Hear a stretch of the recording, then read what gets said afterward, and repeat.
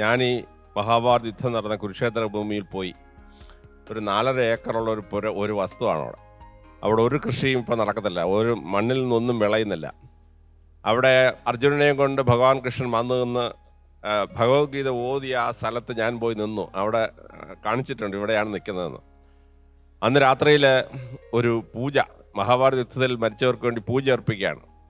അപ്പോൾ ആ പൂജ അങ്ങോട്ട് തുടങ്ങിയപ്പോൾ ഭീഷ്മദ്രോണ കർണ എന്ന് തുടങ്ങുകയാണ്. പക്ഷേ മന്ത്രം മുഴുവൻ കേട്ടിട്ടും പാണ്ഡവന്മാരുടെ ഒരെണ്ണത്തിൻ്റെ പേരില്ല. അപ്പം ഞാൻ ആ പുരോഹിതനോട് ചോദിച്ചു, ഇതെന്താണ് പാണ്ഡവരുടെ പേര് പറയാത്തത്? അവർ പറഞ്ഞു, പാണ്ഡവരാരും ഇവിടെ മരിച്ചിട്ടില്ല, മരിച്ചവർക്കാണ് പൂജ. അപ്പോൾ ആ പറയുന്ന ലിസ്റ്റ് മുഴുവൻ അങ്ങോട്ട് കൗരവന്മാരാണ് ഭൂരിപക്ഷം. അപ്പോൾ യുദ്ധം ജയിച്ചു കഴിഞ്ഞാൽ ജയിച്ചവനാണ് ചരിത്രം എഴുതുന്നത്. അപ്പോൾ പാണ്ഡവർക്ക് അനുകൂലമായി ചരിത്രം എഴുതും. അപ്പോൾ നിങ്ങൾ ഈ ഡിബേറ്റ് ചെയ്യുമ്പോൾ സത്യസന്ധമായ കാര്യങ്ങൾ വിശകലനം ചെയ്യണം. അതിലേറ്റവും പ്രധാനപ്പെട്ടത് പാണ്ഡവർക്ക് ആ യുദ്ധത്തിൽ ജയിച്ച് രാജ്യം നടക്കാൻ അവകാശമുണ്ടോയെന്നാണ്. അവകാശമില്ല. കാരണം ധൃതരാഷ്ട്രവും പാണ്ഡുവും അവർ ക്ഷത്രിയരെ അല്ല. കാരണം നമ്മുടെ കാശിയിലെ ശൂദ്രവംശജയായിരുന്നു അംബാലികയും. അവരിൽ വേദവ്യാസനുണ്ടായതാണ് പാണ്ഡുവും ധൃതരാഷ്ട്രം. അപ്പോൾ അവർ രണ്ടുപേരുടെ ശരീരത്തിൽ ക്ഷത്രിയ രക്തം ഇല്ല. അത് കഴിഞ്ഞ് പാണ്ഡുവിൻ്റെ മക്കളല്ല ഈ പാണ്ഡവന്മാർ. അമ്മയ്ക്ക് മറ്റു ബന്ധങ്ങളുണ്ടായ ദേവന്മാരുടെ മക്കളാണ് ഈ പാണ്ഡവന്മാർ. അതുകൊണ്ട് തന്നെ കുരുവംശത്തിൻ്റെ ഭൂമിയിൽ പാണ്ഡവന്മാർക്ക് യാതൊരു അവകാശവും ഇല്ല, പാണ്ഡുവിൻ്റെ മക്കളല്ലാത്തതുകൊണ്ട് തന്നെ, ബൈ റൈറ്റ്. അതാണ് സക്സഷൻ റൈറ്റ് പറയുന്നത്. അതുപോട്ടെ, യുദ്ധം അങ്ങോട്ട് തുടങ്ങുന്നു. യുദ്ധം തുടങ്ങുമ്പോൾ തന്നെ ദുര്യോധന യുദ്ധം പരാജയപ്പെട്ടു. കാര്യം എന്ന് വെച്ചാൽ പാണ്ഡവന്മാർക്കും കൗരവന്മാർക്കും 7 അക്ഷൗണി. അപ്പോഴാണ് ഭഗവാൻ കൃഷ്ണൻ പറഞ്ഞാൽ, നിരായുധനായി പാണ്ഡവ സൈഡിൽ ചേരും, പക്ഷേ എൻ്റെ 4 അക്ഷൗണി സൈന്യം കൗരവന്മാരുടെ കൂടെ ചേരുമെന്ന് പറഞ്ഞു. കാര്യം ശ്രീകൃഷ്ണൻ രണ്ടുപേരോട് ഈക്വൽ ബന്ധമാണ്. ശ്രീകൃഷ്ണൻ്റെ മകൻ ശാമ്പനാണ് ദുര്യോധനൻ്റെ മോളെ കെട്ടിയിരിക്കുന്നത്. എന്നാൽ കുന്തിദേവിയും സുഭദ്രയും മറുവഴിക്ക് ഒന്ന് അച്ഛൻ പെങ്ങളുമാണ്, മറ്റേത് സഹോദരിയാണ്.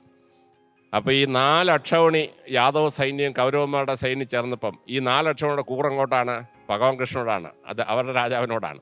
അതുകൊണ്ട് ഇവർ 4 അക്ഷൗണിയും ചാരന്മാരായിരുന്നു. അപ്പോൾ കൗരവ പക്ഷേ എങ്ങോട്ടൊക്കെ പോകുന്നു, കംപ്ലീറ്റ് ഇൻഫർമേഷൻ ഭഗവാൻ കൃഷ്ണന് കിട്ടിക്കൊണ്ടിരുന്നു. അപ്പോൾ തന്നെ battle was lost before it started എന്നുള്ള വലിയ സംഭവമാണ്. മോളൂടെ പറഞ്ഞു ദ്രോണർ ക്ഷത്രിയനാണെന്ന്. ദ്രോണർ ബ്രാഹ്മണനാണ്, ദ്രോണർ ക്ഷത്രിയനല്ല. അപ്പോൾ ഈ ക്ഷത്രിയ യുദ്ധത്തിന് നിയമങ്ങൾ എടുത്ത് കോട്ട് ചെയ്യുമ്പോൾ നമ്മൾ ശ്രദ്ധിച്ചാണ്. ക്ഷത്രിയരല്ലാത്തവർ ഇതിനകത്ത് പല ആളുകളുണ്ട്. അതുപോലെ യുദ്ധം തുടങ്ങിക്കഴിയുമ്പം ആ യുദ്ധത്തിൽ ഒരുപാട് തെറ്റുകൾ നടക്കുകയാണ്. നിങ്ങളിവിടെ ചൂണ്ടിക്കാണിച്ച പോലെ ഭീഷ്മരെ വീഴ്ച തെറ്റാണ്, ദ്രോണരെ കൊന്നത് തെറ്റാണ്, ആയുധം താത്തു വെച്ച കർണനെ കൊന്നത് തെറ്റാണ്. അത് കഴിഞ്ഞ് ഈ ദുര്യോധനനെ ഊരുഭംഗം ചെയ്ത് കൊന്നത് യുദ്ധ നിയമത്തിന് വിരുദ്ധമാണ്. ജയദ്രഥനെ ആർട്ടിഫിഷ്യലി രാത്രി ഉണ്ടാക്കിയിട്ട് ജയദ്രഥനെ കൊന്നത് തെറ്റാണ്. രാത്രി യുദ്ധം തെറ്റാണ്. അവസാനം യുദ്ധമെല്ലാം കഴിഞ്ഞ് രാത്രി ഉറങ്ങിക്കിടക്കുമ്പം പാണ്ഡവന്മാരുടെ 5 മക്കളെ അശ്വത്ഥാമം എല്ലാം കൂടെ കഴി പാണ്ഡവ ശിബിരത്തിൽ കയറി ആക്രമിച്ച് പാഞ്ചാലയുടെ മുഴുവൻ മക്കളെ കൊന്നു കളഞ്ഞു. അപ്പോൾ 2 പക്ഷവും അപ്പുറവും ഇപ്പുറവും അധർമ്മമാണ് പ്രവർത്തിച്ചുകൊണ്ടിരിക്കുന്നത്. ഇനി ധർമ്മയുദ്ധം അങ്ങോട്ട് അവസാനിക്കുന്ന പരുവത്തിന് അശ്വത്ഥാമാവ് തൻ്റെ ബ്രഹ്മാസ്ത്രത്തെ അവസാനത്തെ പാണ്ഡവരുടെ ഒരു മക്കൾ ഗർഭത്തിൽ കിടക്കുകയാണ്. ആ ഗർഭത്തിൽ കിടന്ന പരീക്ഷത്തിനെ കൊല്ലാൻ വേണ്ടി അശ്വത്ഥാമാവ് അസ്ത്രം വയ്ക്കുകയാണ്. ഭഗവാൻ കൃഷ്ണൻ കഷ്ടിച്ച കുഞ്ഞിനെ രക്ഷപ്പെടുത്തുകയാണ്. ഗർഭത്തിൽ പോലും കിടക്കുന്ന കുഞ്ഞിനെ കൊല്ലാൻ വേണ്ടി ശ്രമിക്കുന്നത് അധർമ്മത്തിൻ്റെ അങ്ങേ അറ്റമാണ്. ഇപ്പോൾ ഇസ്രായേൽ പാലസ്തീൻ ഇൻക്യുബേറ്ററിൽ കിടന്ന കുട്ടികളെ 400 എണ്ണത്തെ കൊന്നില്ലേ എന്ന് ഇസ്രായേൽ കാണിക്കുന്ന പരിപാടിയാണ് ഈ അശ്വത്ഥാമാവ് അന്ന് ചെയ്തു വെച്ചിരിക്കുന്നത്. ഇനി ഏറ്റവും ഭയങ്കരം എന്ന് പറഞ്ഞാൽ കൗരവരുടെ 100 മക്കളെ കൊന്നു കളഞ്ഞു. 100 മക്കളെയും. ഗാന്ധാരി അവസാനം ഭഗവാൻകൃഷ്ണനോട് ചോദിക്കുന്നത്, 100 എണ്ണത്തിൽ 1 എണ്ണത്തെ എനിക്ക് ബാക്കി വെച്ചിട്ടുണ്ട് എൻ്റെ മക്കളിലെ. വികർണൻ, നിന്റെ പക്ഷം പറഞ്ഞ വികർണൻ ഉണ്ടല്ലോ, ആ മകനെയെങ്കിലും ഒന്ന് വെച്ചേക്കണ്ടെന്നാണ്.